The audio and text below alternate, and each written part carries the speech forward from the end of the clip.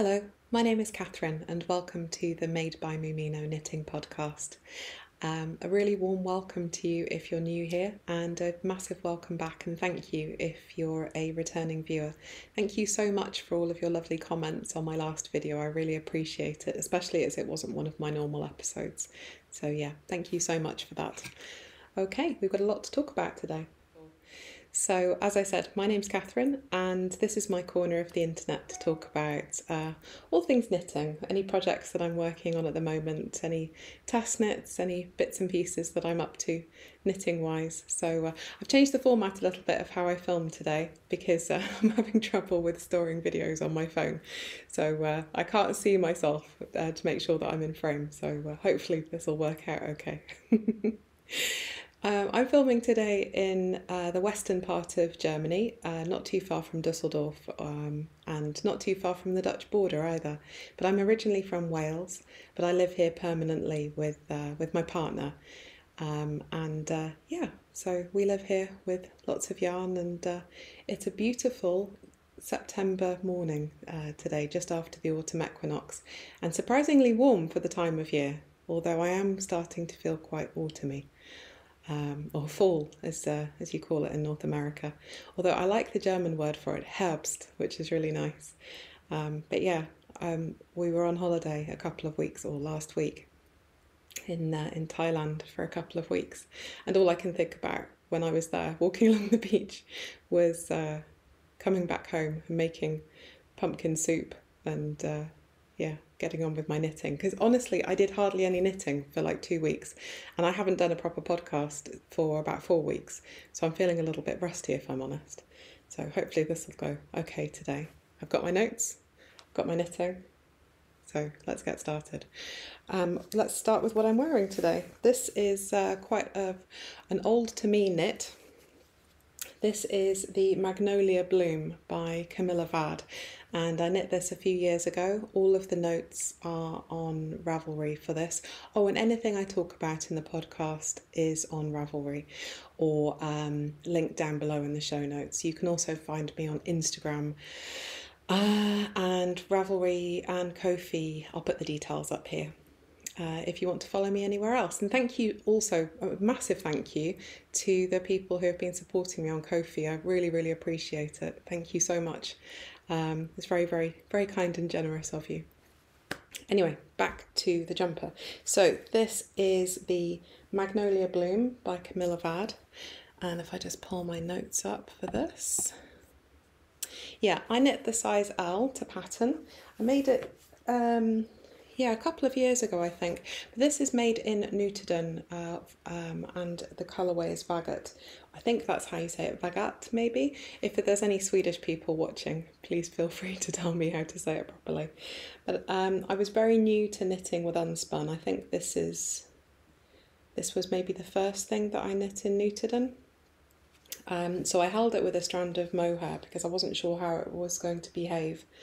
And I got on really well with it. It's made on a 6mm needle, which is a US 10, and I was really, really happy with it. I borrowed a lot of the notes from, oh no, that was for the ranunculus. Forget about that. I'll talk about my ranunculus another time. But the only omission that I made from this pattern, which you can probably see instantly, is there's no bobbles on the flower details, and that was just because I was really new to knitting with Unspun at the time, and I was really afraid of making the bobbles and pulling it through and breaking the yarn and things. I think if I was going to make this again, I would just go for it and make the bobbles, but at the time I didn't feel up to the challenge. But this is a really nice little jumper. It is very warm actually. I'm not sure I made the best decision to wear this today. But I normally wear it over dresses and over skirts and things, so it's yeah, it's a really pretty jumper and I love the colour. So as I said, I held this with mohair, and this was Ito Sensei. Ito, again, Japanese viewers. If there are any Japanese viewers, tell me how to pronounce that. I think that Ito actually means wool or yarn in Japanese, but correct me if I'm wrong. But it's my favourite mohair. I absolutely love it. It's so, so soft. I think I might have some here actually. Do I have some in here? Yes, I do. So this is it. And it's just super soft, really, really super soft. There we go. This was in the colourway Cabbage, which is 700, and it comes in these really cute little skeins. It's just incredibly soft. Sometimes I get a bit of an itch from mohair, but never from this one. And I can wear it on my forehead as well, and it doesn't make me itch, which is usually... So I just sat here rubbing mohair on my forehead. Yeah, welcome to my podcast. But for this, it's 60% mohair, 40% silk, and you get 20 grams of it, 240 meters for 20 grams. And I've used it in several projects, and I really, really like it. So, so yeah, maybe something to check out if you're looking for a new mohair in your life. So yeah, this is my Magnolia Bloom. I think I would actually make another one of these. It's a little bit see-through, as you can see, so I'm wearing a vest underneath it, but it's yeah, really, really nice jumper to wear, very easy to wear, and feels very cozy when it's a bit cooler. Today's blanket is, I think, the same as the blanket I had in my last episode. So I did a gift knitting special for episode 15. This is my habitation throw, and I made this with an advent of yarn, a yarn advent from Meadow Yarns in the UK. I'll link her down below. That company does just absolutely glorious yarn. It's really, really, really beautiful. And I've made a couple of little mistakes and errors and things in this, but it's just a really nice soft blanket to have over the back of the sofa. And the colours are very beautiful. And yeah, I recommend you go and check out her yarns. They're really gorgeous. Okay, finished objects. There are no finished objects today. I didn't do very much knitting over the last few weeks. It was very hot in Thailand. And there were no yarn shops, and I spent the time just focusing on hanging out and relaxing with my partner, and it was lovely. He really needed the break as well. I mean, everybody needs a holiday, don't they? I know we're very lucky to have been able to go away for a couple of weeks, but it was really nice just to totally change what we do and just stop everything for 2 weeks. It was we were very lucky to be able to do that, I know, but yeah, not much knitting was done. However, I'm still working away on my test knits. So the first one that I'm working on is my Winter Doodle sweater. This is the pattern, and this is from Jamie Lomax of the Pacific Knit Co. And she makes these amazing doodle patterns, all sorts of things, for all different seasons, different occasions, different events, different geographical locations, all sorts of things. I really, really love her patterns. They're really fun and they're very customizable to make your own. And as you can see, this example on the front is an all-over colourwork sweater. Oops, sorry. All-over colourwork sweater. I think she's used 4 different colours there, maybe? Yeah, 4 different colours, I think. Short sleeves, happy days. Mine looks very, very different, and Jamie really encouraged all of her test knitters to make the pattern their own. So if I show you what I've done so far. This is my yoke and one sleeve. And as you can see, it's very different to hers. So this is what I like to call the punk stage of the sleeve, because of all of the safety pins, all of the bulb markers. But yeah, this is mine. So I've opted, so I made a couple of modifications to start off with, and the designer Jamie was absolutely fine with that as well. I'm knitting a size 9, I think. So this is a very, very size inclusive pattern.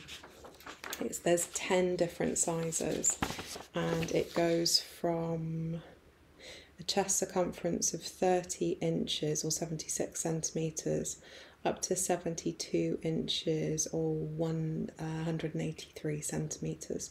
So it's really nice and size inclusive. It's designed to be worn with 4 to 6 inches or 10 to 15 centimetres of positive ease. And I usually go for a little bit less than that because I don't like too much fabric around here because I'm quite short here. I mean, you can see on this one here, patterns tend to bunch up here on me, the garments tend to bunch up on me a little bit. But yes, I'm pretty sure that I'm making, let's have a look, which one am I doing? I should have done this before, shouldn't I? 1, 2, 3, 4, 5, 6, 7, 8, 9. Yes, I'm making the 9th size.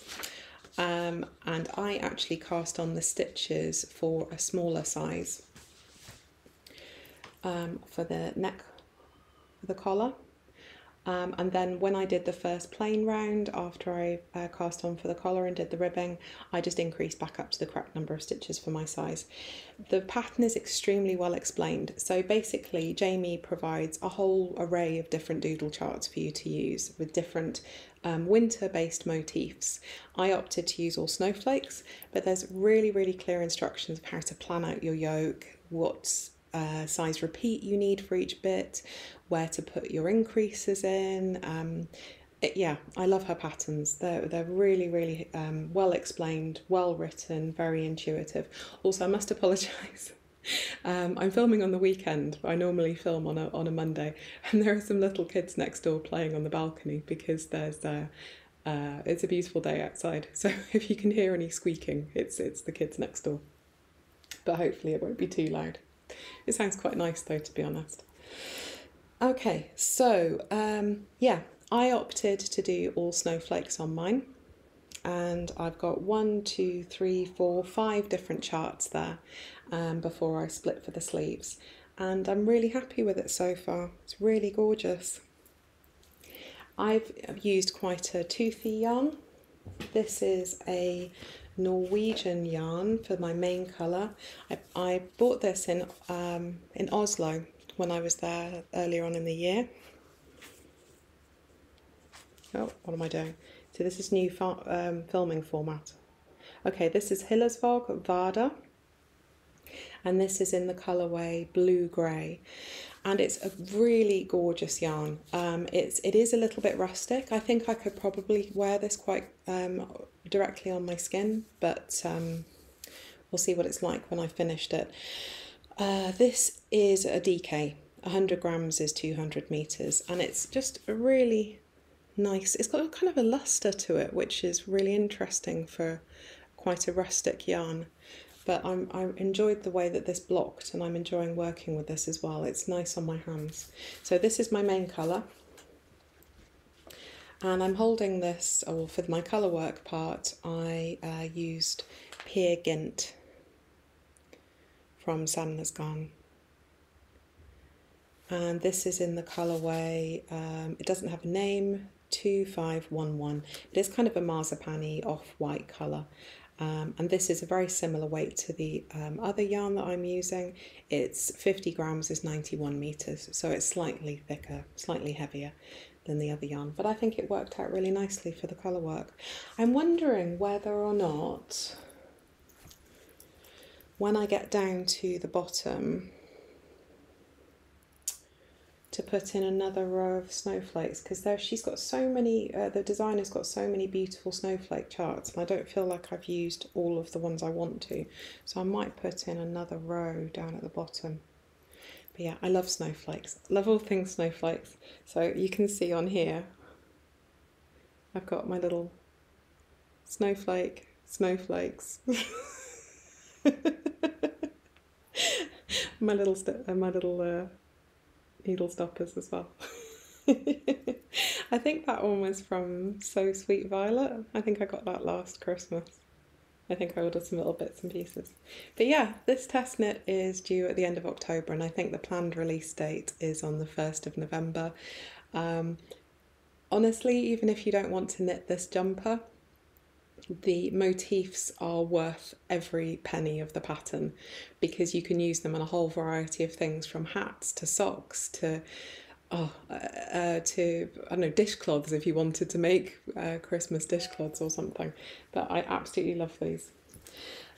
Just to go back to showing you the picture there, because I don't want you to think that it's all just about snowflakes.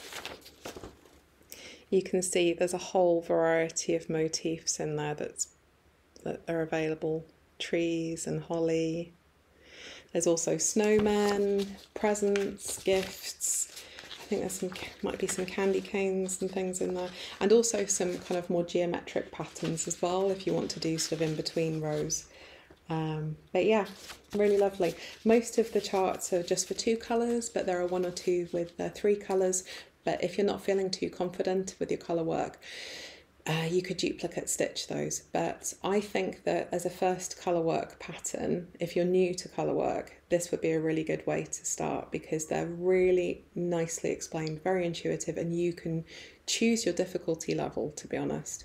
Choose what you want to do. So yeah, that is the Winter Doodle pattern from Jamie Lomax of Pacific Knit Co.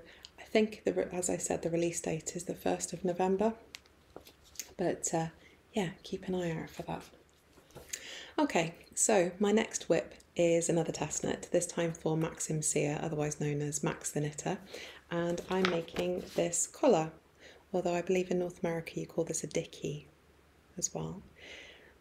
So this is knit in 2 halves, and then you graft them together and you end up with these really nice visible seams as a detail. I like this because you could knit it in 2 colours, and so it could go with a variety of outfits and be quite flexible.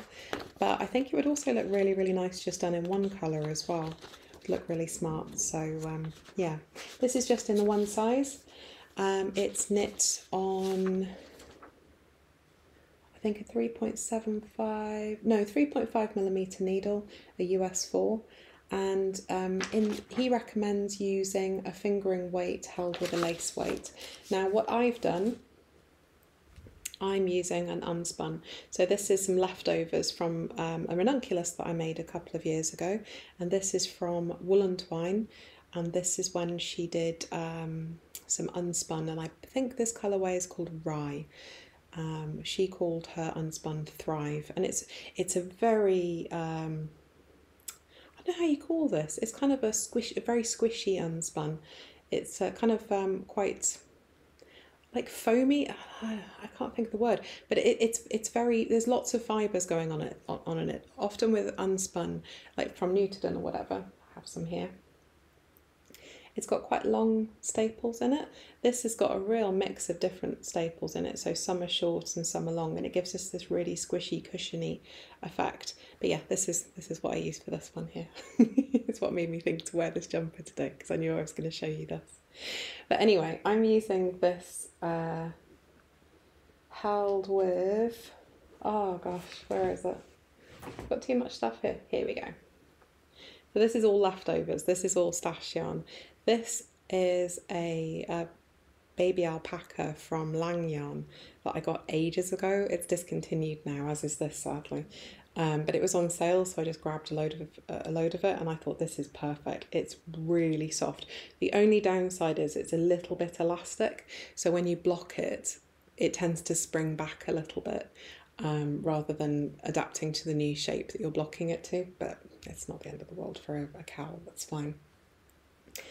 So I have almost finished the first side. So there we go, that's that. So as you can see, you create this nice little border going around. The parts that go over the shoulder are achieved with short rows, so you do the one side, then go over and do the other, and then you knit straight up. And I'm just starting to bind off now, but I'm in love with this. It's so smart. You end up with this really defined edge to it all the way around. And this bind off is really interesting as well, because it's done with short rows too. It's so cool. I'm really, really enjoying knitting on this. So yeah, I've almost finished this first half. And I'm pretty sure what I'm going to do with the next half, but I'm ending up with this really gorgeous, really, really squishy fabric. It's going to be super warm and lovely, and great for the really cold part of winter, which here is usually the end of January, beginning of February. It can get down to like -10, -12. Not every year, but it can do. And yeah, it's just really gorgeous. I'm really happy with that. So I'm pretty sure that I'm going to do the other half in the leftovers of this. I've got quite a bit left. Oh yeah, this is this is how I work with Unspun. So I don't tend to knit directly from the plate. I tend to wind it off into balls like this. And this one I've already put double because I fully intend to be holding this double. But it's much easier to work from, for me anyway, if you wind it off into little balls, much more manageable. So I'm going to hold this with this, and it'll create the same fabric as we've got here, just so it's a little bit hard wearing, and I really just like the feel of this mohair.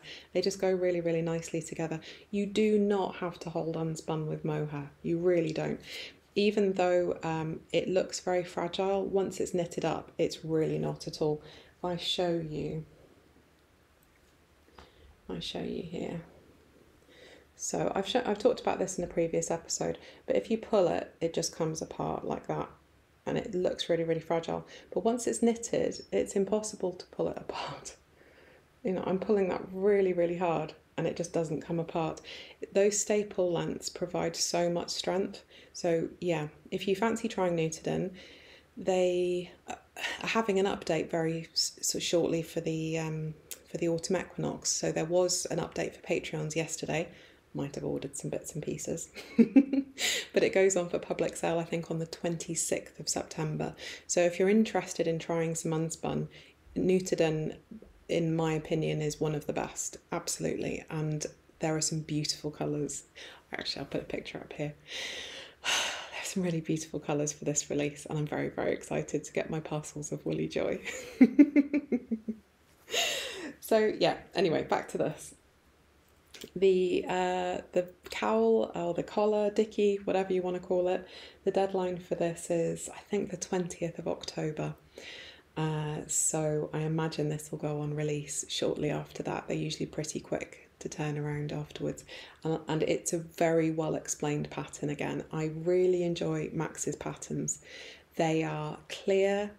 They always have these interesting little design details. I'm loving this edging. I know it seems like not much to get excited about, but it really makes it stand apart from some other patterns that you can get for free from drops or whatever. I'm really enjoying this, so I do recommend it.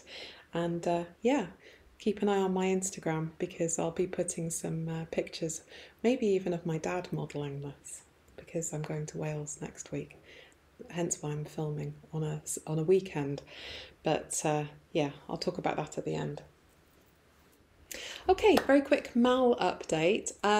So we're running a MAL at the moment, a make along, and the hashtag is MBM Thrifty MAL 24, and it's called Thrifty because it's just all about reusing yarn we've already got, using patterns that we've already got, repurposing yarn from other projects, or using any craft or any kits that we've got lurking about the place that yeah, we've got and we haven't used yet. So it doesn't need to be knitting, it can be embroidery or pottery or anything you want, basket weaving, do what you want.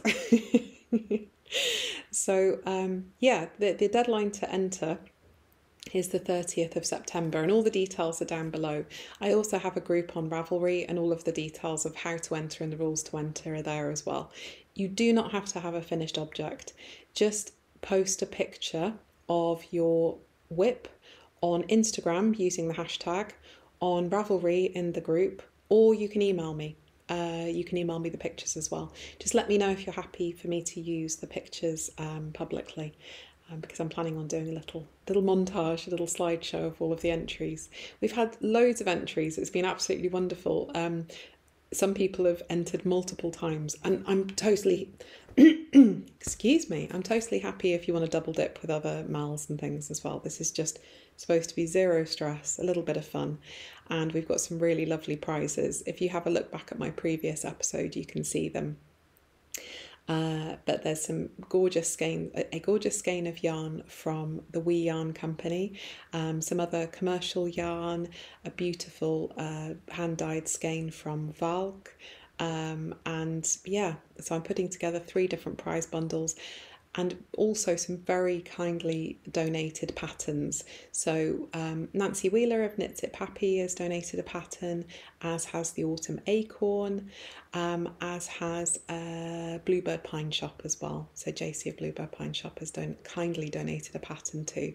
So there'll be 3 different prize bundles, and yeah, I'll be announcing them hopefully on my next episode. So you have, today is the 22nd, this will be released on the 23rd. You have a whole week to cast something on using yarn or something that you've already got lurking around your house. So good luck. Okay, future knitting plans. I apologise if there's any rustling. While I was in Scandinavia earlier on this year, I picked up a little kit, a little sock kit, and I'm going to cast these on next week. I'll show you the pattern quickly. So they're a really pretty traditional colourwork sock, and I picked these up from Fruquist in Norway, in Oslo, and she had these really cute little kits to make these socks, and I just fell in love with it. I saw it and I fell in love with it. The pattern is in Norwegian, but charts are the same in any language, right? So yeah, I've got the charts. I know how to make a basic top-down sock, so hopefully I'll work it out. My mum and I are going to make a pair each. She's ordered the same yarn in a slightly different colourway. Excuse me. So to make these, I have some Filcolana Arvetta. How cute is that? I've never used this yarn before, but I felt it and it's very soft. Not too sure about the carbon footprint of this, considering it's Danish. I bought it in Oslo, and I think the yarn itself is from Peru, so not the greatest carbon footprint in the world, but there we go. But this is, yeah, Filcolana Arvetta, and it's an 80-20 wool and nylon mix, so perfect for socks. And it's a little bit thinner than other commercial sock yarns. It's 210 meters per 50 grams. Sorry, I've got a real frog in my throat. And yeah, this is apparently what I need to make a pair of socks. I don't think this pattern is available online. I did look before and I couldn't find it anywhere, but if I do find it, I will link it down below. But I'm sure there's lots of very similar sock patterns about the place. I was going to cast on a pair of Moomeeno colourwork socks. I do have a real urge to do colourwork socks right now, but this set was calling to me, so this is what I'm going to be casting on next week, I think, and yeah, I'll let you know how I get on.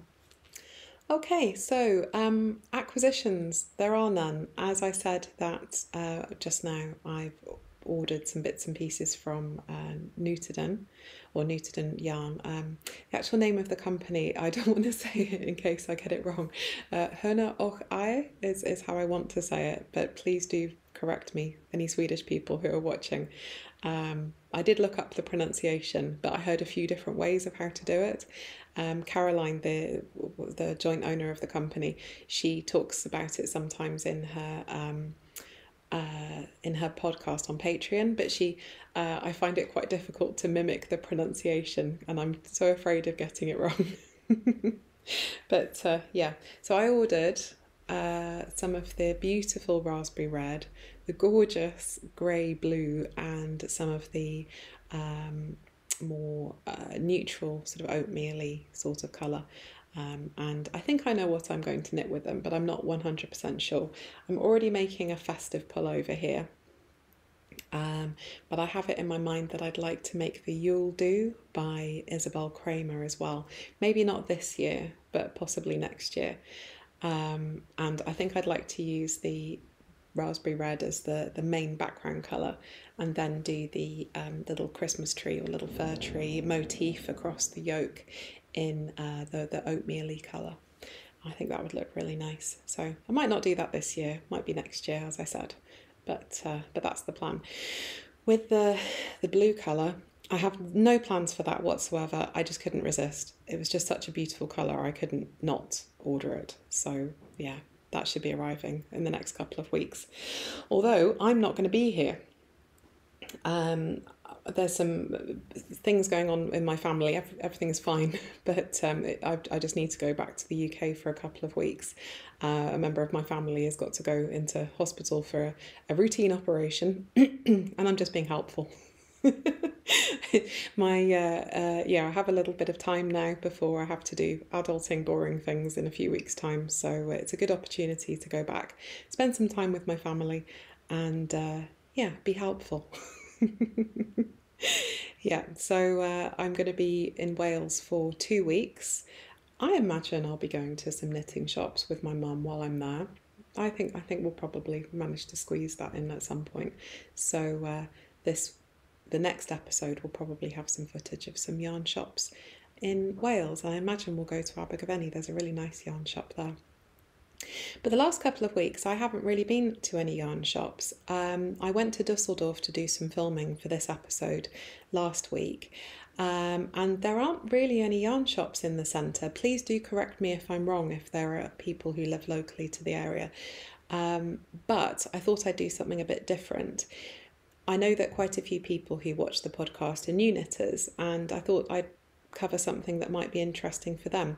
So there's a company called, oh gosh, pronunciation again, this time Danish, Søstrene Green. Søstrene Green is how you would say it in an anglicised way. I'll put the name up here. And it's a bits and pieces shop for lots of household items, but they have a really good crafting section. So they sell a variety of different yarns, some mohair, some normal wool, lots of cotton, and a good variety of colours, and it's a pretty good price point. Now normally I would recommend small businesses supporting independent dyers. I love shopping from indie dyers. However, when you're first getting started and you want to just knit something and try it out, getting something that's a more commercial yarn might be a really good option.